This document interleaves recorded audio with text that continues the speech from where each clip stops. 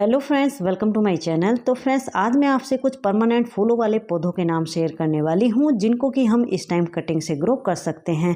सारे ही पौधे बहुत ही हार्डी हैं, कम देखभाल में ग्रो करते रहते हैं। तो देखिए फ्रेंड्स, लिस्ट में पहला पौधा जो हमारा आता है ये है एलेमेंडा। ये कई सारे कलर में आते हैं और ये ड्वार्फ वैरायटी में भी आते हैं और लॉन्ग वैरायटी में भी आते हैं।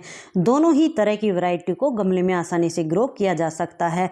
ड्वार्फ वैरायटी के जो प्लांट होते हैं उनके फूल थोड़ा सा छोटे होते हैं और ये जो आप सामने देख रहे हैं ये लॉन्ग वैरायटी है, तो इनके फूलों का साइज थोड़ा बड़ा रहता है और इनके ऊपर एक बार फूल खिलने के बाद लगभग 3 से 4 दिन तक ऐसे ही खिले रहते हैं। परमानेंट प्लांट हैं।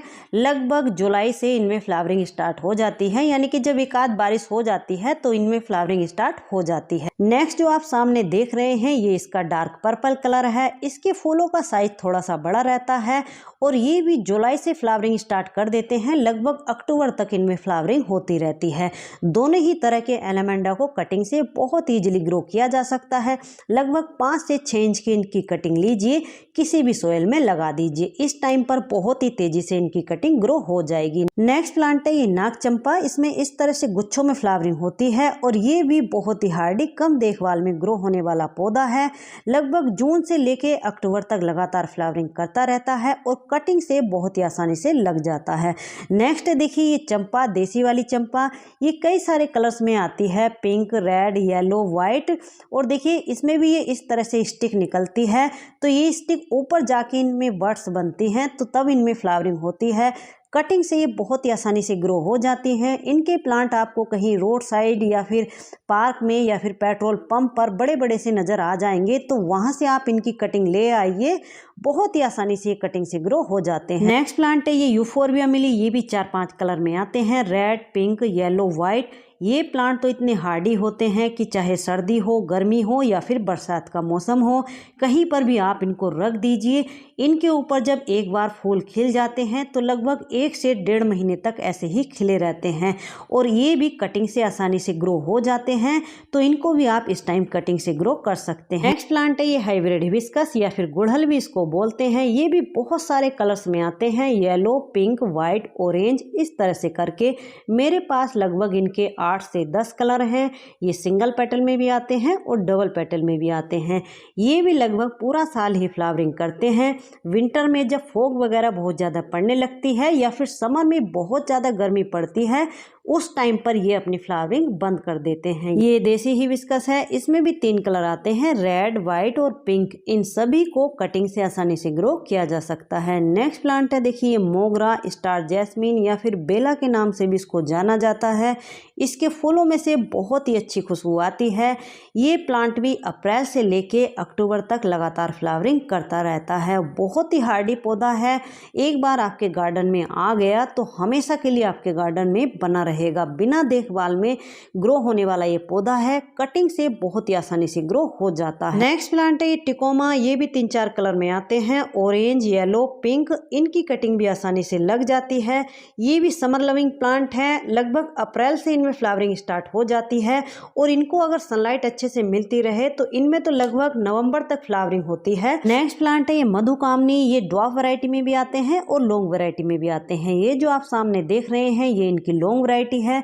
इनमें इस तरह से गुच्छों में फ्लावरिंग होती है और इनके फूलों में से बहुत ही अच्छी खुशबू आती है।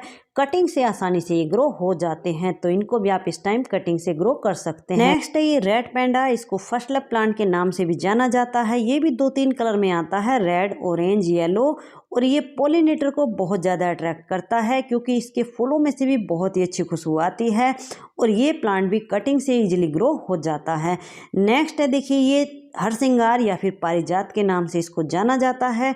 इसकी फ्लावरिंग का टाइम अब आया है। लगभग सितंबर से इसमें फ्लावरिंग स्टार्ट हो जाती है, तो इसको भी आप इस टाइम कटिंग से ग्रो कर सकते हैं। इसके फूलों में से भी बहुत ही अच्छी खुशबू आती है। नेक्स्ट प्लांट है ये कनेर। ये भी 2-3 कलर में आते हैं, येलो, पिंक, व्हाइट, ऑरेंज।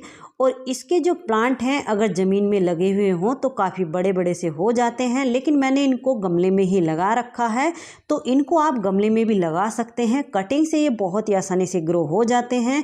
इनकी जो हाइब्रिड वैरायटी होती है उनके जो प्लांट का साइज है वो छोटा रहता है, यानी कि ड्वार्फ वैरायटी रहती है, तो उनको भी आप कटिंग से लगा सकते हैं। उनमें भी बहुत सारे कलर्स आते हैं। नेक्स्ट प्लांट है ये रात रानी या फिर नाइट क्वीन। इसके फूलों में से बहुत ही अच्छी खुशबू आती है। इसके फूल रात को खिलते हैं, सुबह होते ही बंद हो जाते हैं और लगभग 4 से 5 दिन तक ऐसे ही इसके फूल खिलते हैं, बंद हो जाते हैं।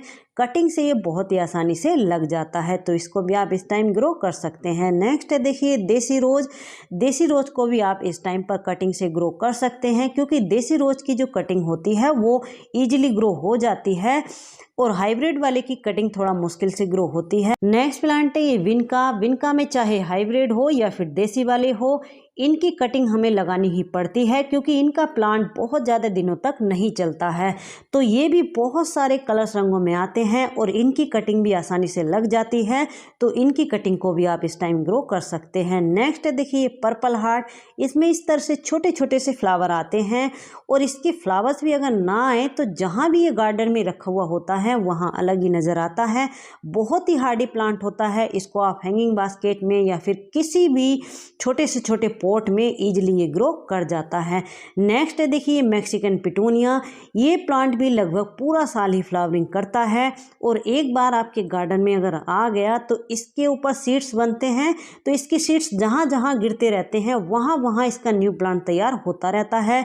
ये भी कटिंग से आसानी से ग्रो हो जाता है। नेक्स्ट प्लांट है चांदनी का। चांदनी भी सिंगल पेटल में भी आते हैं और डबल पेटल में भी आते हैं। इसका प्लांट भी अगर ज़मीन में लगा हुआ हो तो काफ़ी बड़ा हो जाता है, लेकिन ये पॉट में भी बहुत ही आसानी से ग्रो हो जाते हैं। कटिंग से आसानी से लग जाते हैं।